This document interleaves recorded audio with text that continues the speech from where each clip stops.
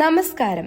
നമ്മുടെ ബാല്യകാലത്തെ മധുരമായ ഓർമ്മകളിലേക്ക് നിങ്ങളെ തിരിച്ചു കൊണ്ടുപോകുന്ന ഒരു വിനോദകരമായ യാത്രയിലേക്ക് സ്വാഗതം. ജീവിതത്തിലെ ഏറ്റവും നല്ല കാലം സ്കൂൾ കാലം തന്നെയല്ലേ? സ്കൂൾ ജീവിതം ഓരോരുത്തരുടെയും ഹൃദയത്തിൽ ഏറ്റവും മധുരമുള്ള ഓർമ്മകളായിരിക്കാം. അവിടെയുള്ള പഠനവും കളികളും ഒരുപോലെ മനോഹരമാണ്. കൂട്ടുകാരോടുള്ള സ്നേഹവും അധ്യാപകരുടെ മാർഗനിർദ്ദേശവും ജീവിതത്തിന്റെ വഴികാട്ടിയായി ഓരോ ദിനവും പുതിയ അനുഭവങ്ങൾ പകർന്നു നൽകി ജീവിക്കാൻ പഠിപ്പിക്കുന്ന ഒരു കാലഘട്ടമാണ് വിദ്യാലയ ജീവിതം. നിങ്ങളെ ഞങ്ങളുടെ വിചിത്രമായ ക്ലാസ് റൂമിലേക്ക് ക്ഷണിക്കുന്നു. ആസ്വദിക്കൂ വിചിത്രമായ ക്ലാസ് റൂം.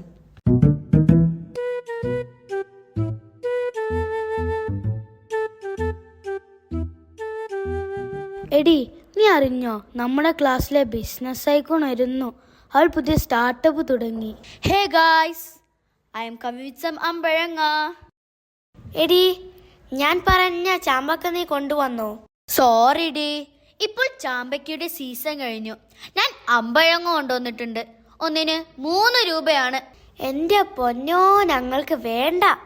3 രൂപ കൊടുത്ത് അമ്പഴങ്ങ വാങ്ങാനുള്ള ആസ്തി ഒന്നും നമുക്കില്ലേ. ഇതിനോട് പറഞ്ഞിട്ട് എന്ത് കാര്യം? 1 രൂപക്ക് എന്തെങ്കിലും ഉണ്ടോടി? 1 രൂപക്ക് ചക്കക്കൂര് കിട്ടും. അത് പോയി പുഴുങ്ങി തിന്നാ മതി ട്ടോ.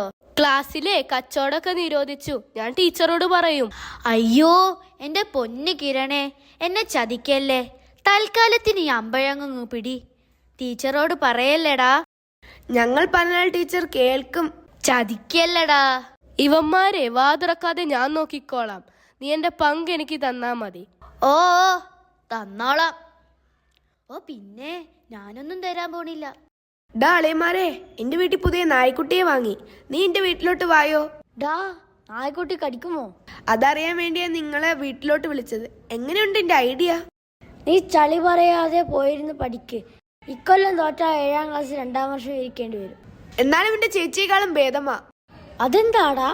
എന്റെ ചേച്ചി ഇപ്പോഴും ബികോം 3ാം വർഷമാ പഠിക്കുന്നത്. പിന്നെ എന്താ, ഞാൻ 7ാം ക്ലാസ് 2ാം വർഷം പഠിച്ച കുഴപ്പം? പ്രയർ സോങ് തുടങ്ങിയത് കേട്ടില്ലേ? സൈലൻസ്.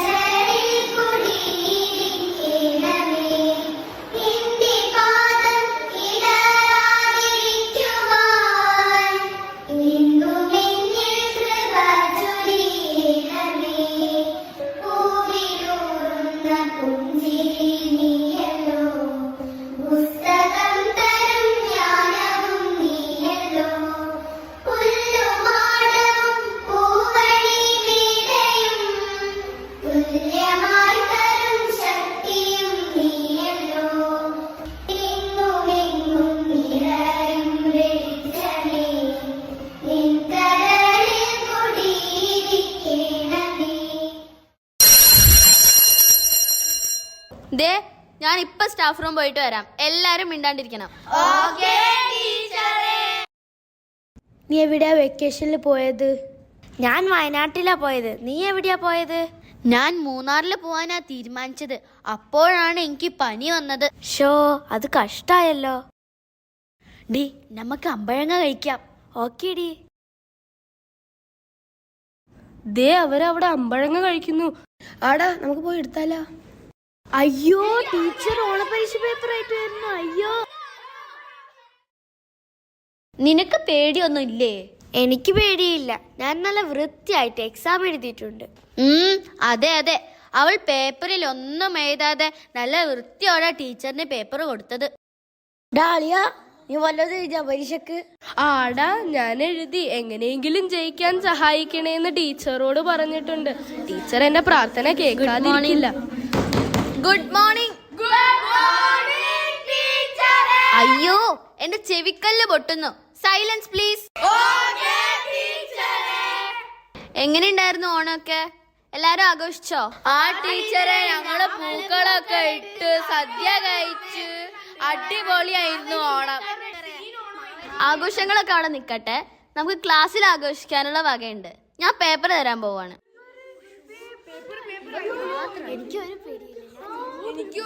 സൈലൻസ്. പേര് വിളിക്കുന്നവരെ എഴുന്നേറ്റ് നിൽക്കണം. Kiran. Yes teacher. Handle with കെയറേ.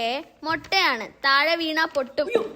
ടീച്ചറെ ടീച്ചറെ, മുട്ട താഴെ വീണു. ഞാൻ ക്ലീനറിനെ വിളിക്കാം. അന്ന മിണ്ടാതിരുന്നേ.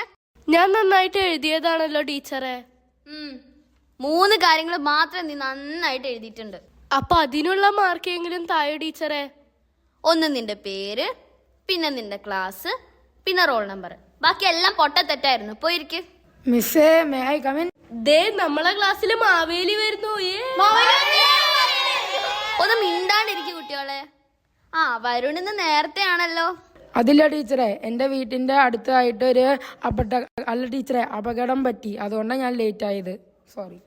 വരുണേ, നീ അവിടെ നിൽക്ക്. നിന്റെ പേപ്പർ എൻ്റെ കയ്യിലുള്ളത്.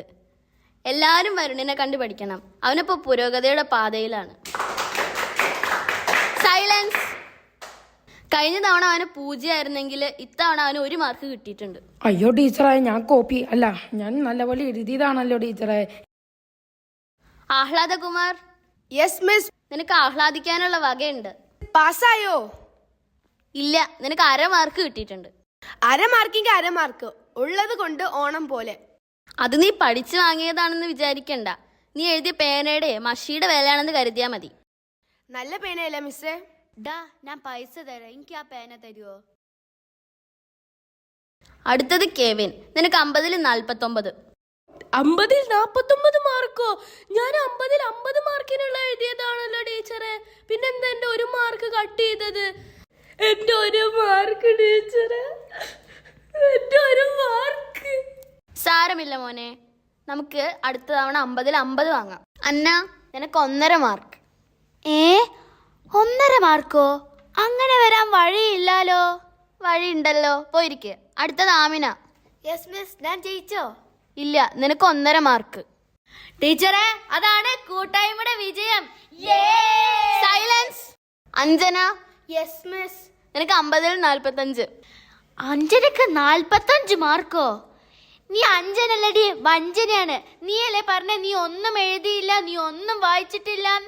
പിന്നെ എങ്ങനെ കിട്ടി നിനക്ക് 45 മാർക്ക്? സത്യമായിട്ടും ഞാൻ ഒന്നും എഴുതിയില്ല. ഇതെന്തോ മിറാക്കിൾ സംഭവിച്ചതാ. നീയും നിന്റെ ഒരു മിറാക്കിളും. എല്ലാവർക്കും പേപ്പറൊക്കെ കിട്ടിയല്ലോ. വീട്ടിലേക്ക് പ്രോഗ്രസ് കാർഡ് തന്നുവിടും. രക്ഷകർത്താവിന്റെ കയ്യിൽ നിന്ന് സൈന് വാങ്ങിയിട്ട് കൊണ്ടുവരണം. ടീച്ചറെ, എന്റെ അച്ഛനും അമ്മയും ഗൾഫിലാ. അതിന് എന്റെ പ്രോഗ്രസ് റിപ്പോർട്ട് ഫേസ്ബുക്കിൽ അപ്ലോഡ് ചെയ്തിട്ടേ എന്റെ അച്ഛനൊന്ന് ടാഗ് ചെയ്യാമോ? എന്തിനാ? എന്റെ അച്ഛന്റെ ഒപ്പ് കമന്റ് ബോക്സിൽ ഇടാൻ പറയാ. ഉപ്പും പഞ്ചസാരയും ഒന്നും ഇവിടെ വേണ്ട. നീ ആ TC എടുത്ത് സ്കൂളിൽ നിന്നൊന്ന് പോയി തന്നാ മതി. ടീച്ചറെ, എന്റെ അച്ഛനും അമ്മയും ജോർജിയയിൽ പോയി. എന്റെ പ്രോഗ്രസ് കാർഡിൽ ഒപ്പിടാൻ ആരും ഇല്ല ടീച്ചറെ. വീട്ടിൽ വേറെ ആരും ഇല്ല? അമ്മമ്മ ഉണ്ടായിരുന്നു, മരിച്ചുപോയി.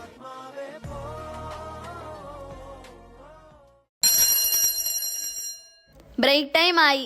എല്ലാരും ഫുഡ് കഴിച്ചോളൂ.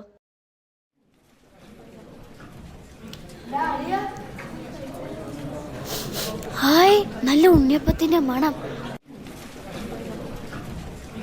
ഒരു ഉണ്ണിയപ്പം താടാ പ്ലീസ്.